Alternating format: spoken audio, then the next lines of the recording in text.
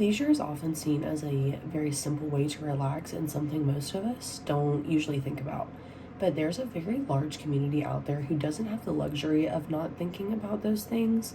And in the documentary, Crip Camp, A Disability Revolution, we get an inside look into a place that fostered and was a sanctuary for the disabled community to go and get to experience these leisure activities like everybody else in the real world does. Many of the individuals spoke about being marginalized or hidden away in institutions in the outside world, where their lives were under constant control and just not being allowed to live their lives to the fullest. Outside of the camp, they struggled with finding educational and employment opportunities, because society as a whole just kind of viewed the disabled community as very incapable or inferior people, often overlooking everything that they have to offer to the table. One man at the beginning of the documentary even said that when he got off the bus and he saw so many disabled people, he became frozen with fear. And whether that was of the disabled people themselves or just the fact that he had never really worked with them, I just thought that it very much spoke to the time of when this was taken and created at this camp.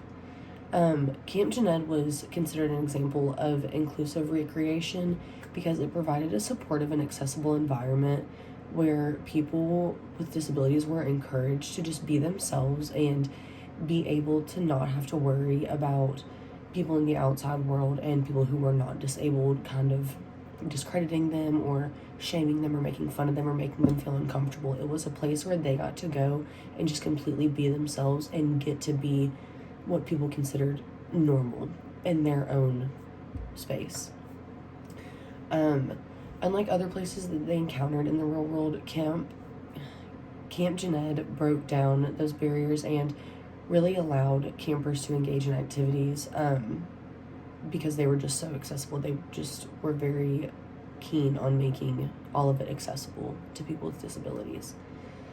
Inclusive recreation is very important because we can challenge exclusion and promote equality and equity in our day-to-day lives, because it is something that we still struggle with to this day, is making spaces that are available and accessible for disabled people, as well as for non-disabled people.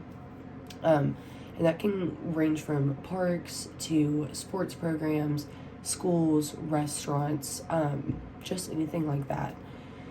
The founder of Camp Jened, Larry Allison, said the problem existed with people who didn't have disabilities, so it was important for us to change. It wasn't the people with disabilities' fault or responsibility. It was our job as the ones who were able to make a change for them.